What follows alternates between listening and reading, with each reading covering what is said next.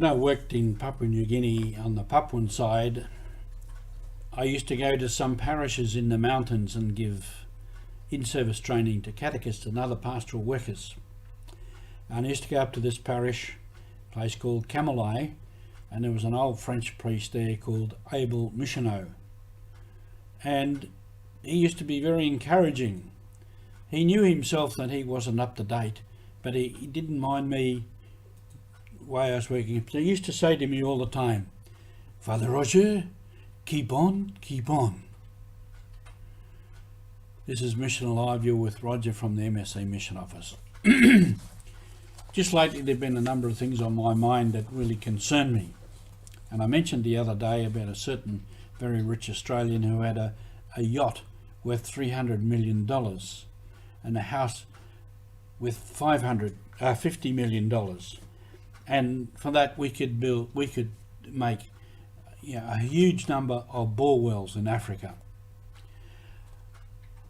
Just recently, some of you may have seen on Four Corners on TV, the Pandora Papers, where 12 million documents were released about offshore tax havens and all the money that has been ripped off countries and taken away for the use of individuals. One leader from Nigeria got away with $5 billion. Now, how much could be done in Nigeria with that? For education, health, water, infrastructure, many things would put the country on track. And this was only one example, many more.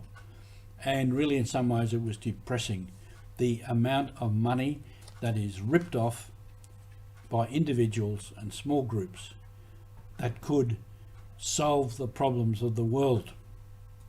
As you know, here in the Mission Office, we try to give money for water, health, youth, etc. I've just finished a discussion with our project officer Sean, preparing our projects for Friday for our meeting.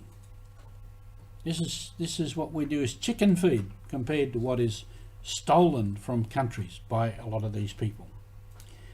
Adding to that, I read recently too, some countries in Africa, some that we deal with, like Burkina Faso, South Sudan, Senegal and others, some people are starving to death because of the poverty. And this is unacceptable, particularly in countries where a lot of the money is being ripped off by the leaders. And a lot of the services that should be given by the government are just not there. We get water projects from cities to say the town water supply, the city water supply is inadequate or it's polluted. So they have to do alternative water supply. And so all of this weighs on us. And there's the added thing of the whole environmental problems. The waste, the amount of plastics in the sea and in the rivers and everywhere else, extraordinary wastage and pollution.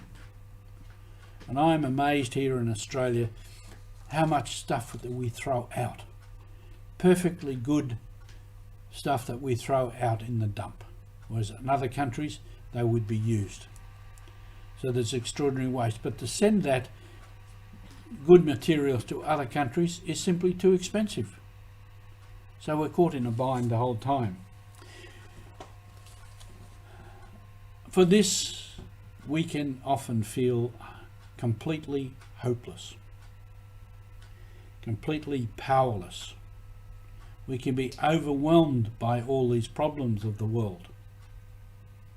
And throw in on top of that all the politicking that goes on about every issue. We can feel hopeless. We are only little people. Here in the Mission Office, we are little people. And many of you who give donations and often give it very generously, and some of you are very generous, we are still only little people when compared with the overwhelming problems of the world. We do little things. Many of you do little things. They're great little things. Put it all together, it's a big thing. But we do many things. Put it all together, many things that can make a difference. So I go back to my friend Father Abel.